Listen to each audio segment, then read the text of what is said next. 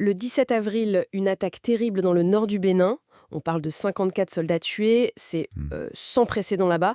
Ça montre bien que la menace djihadiste, elle monte, elle se rapproche du golfe de Guinée. Oui, c'est un choc et un signal d'alarme très clair sur l'évolution de la situation dans la région. Alors pour essayer de comprendre, on va s'appuyer sur deux choses. D'abord, une analyse du sociologue Mohamed Amara, et puis aussi une recherche académique, celle de Frédéric Madoret, qui s'est penché sur les questions de sécurité, mais aussi les aspects sociétaux au Bénin et au Togo. Deux éclairages complémentaires, mais... L'idée, c'est vraiment de décortiquer un peu tout ça. Pourquoi cette escalade? Quelles sont les dynamiques sur place dans la région? Et qu'est-ce que ça implique plus largement? Bon, on se lance. Allons-y. Donc, rappelons les faits. 17 avril, département de l'Alibori, c'est vraiment à la frontière avec le Niger et le Burkina Faso. Le bilan, on l'a dit, est très lourd, 54 morts. Et c'est le GSIM, le groupe lié à Al-Qaïda, qui a revendiqué. C'est ça, le groupe de soutien à l'islam et aux musulmans. Mais pourquoi cette zone, justement, l'Alibori? Ce n'est pas un hasard. Géographiquement, c'est dans le prolongement direct de ce qu'on appelle la zone du Liptako-Gourma. Ah oui, la fameuse zone des trois frontières, Mali, Niger, Burkina. Exactement. C'est un foyer djihadiste majeur depuis des années. Et ce qu'on observe, c'est une volonté très nette d'expansion de ces groupes. Le GSIM, mais aussi l'État islamique au Sahara, le IGS. Ils veulent descendre vers le sud, vers la côte? Voilà, c'est une stratégie d'expansion vers les pays côtiers. Mohamed Amara utilise même le terme de groupe narco-terroriste, soulignant peut-être aussi d'autres motivations économiques derrière cette expansion. D'accord. Donc une stratégie claire. Et cette stratégie, elle trouve un terreau favorable sur place. Est-ce qu'il y a des raisons locales qui expliquent que ça prenne? Alors oui, et c'est un point crucial que soulève Amara. Il parle d'un sentiment d'appartenance non construit. C'est une idée intéressante. Qu'est-ce que ça veut dire concrètement? L'idée, c'est que dans ces régions périphériques, parfois un peu, disons, délaissées par un État très centralisé à Cotonou ou Lomé, les populations peuvent se sentir moins intégrées, moins connectées au projet national, Moins concerné peut-être? moins concernées, moins prises en compte. Et cette espèce de distance, ça peut créer une forme de vulnérabilité. Les groupes armés, eux, ils arrivent, ils proposent autre chose, ils exploitent ces frustrations pour recruter. Je vois. Un terrain fragilisé localement.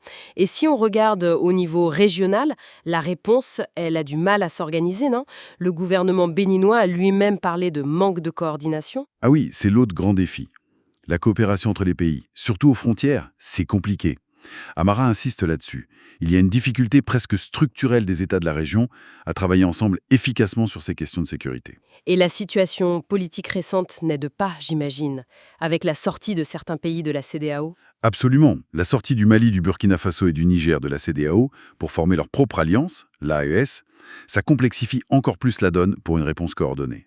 Il faudrait vraiment une stratégie régionale forte, peut-être sous l'égide de l'Union africaine, mais c'est difficile à mettre en place. Donc on a des faiblesses internes, des difficultés de coopération externe, et là-dessus, la recherche de Frédéric Mador vient ajouter une autre dimension, un peu une mise en garde, sur les effets de la lutte antiterroriste elle-même. C'est bien ça, Sam? Oui, c'est un point important qu'il soulève.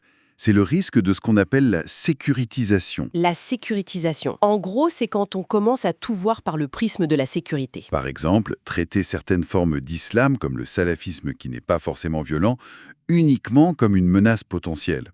Ça peut avoir des effets négatifs. Comme quoi, par exemple? Mais ça peut stigmatiser des communautés musulmanes qui n'ont rien à voir avec le djihadisme, ou bien réduire l'espace pour le débat démocratique local si toute critique est vue comme suspecte. C'est une nuance importante. La réponse sécuritaire peut avoir ses propres effets pervers. D'accord. Donc la solution n'est pas simple et elle n'est pas que militaire.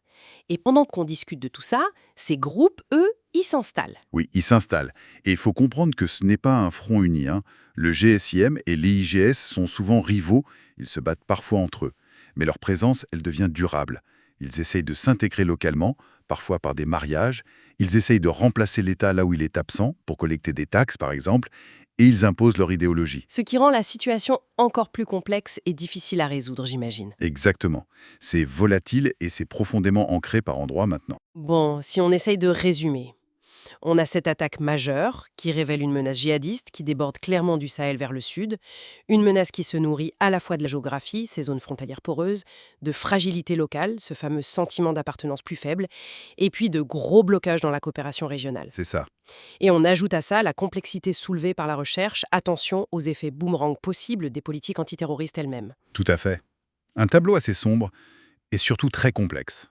Alors pour finir, peut-être une question qui reste en suspens. Oui. Face à tout ça, cet enchevêtrement de facteurs locaux, régionaux, idéologiques, et si on voit que les réponses purement sécuritaires ont leurs limites, voire leurs risques, Hmm. est-ce qu'on peut imaginer ou quelles pourraient être des pistes différentes, des approches complémentaires pour s'attaquer aux racines profondes du problème, au-delà de juste réagir militairement aux attaques? Qu'est-ce qu'on pourrait faire d'autre? C'est la grande question, en effet. Comment agir sur le développement local, sur le sentiment d'appartenance, sur la gouvernance, tout en gérant l'urgence sécuritaire? Il n'y a pas de réponse facile, mais c'est sans doute là que se trouve la clé pour une stabilité plus durable. Une vraie réflexion à avoir.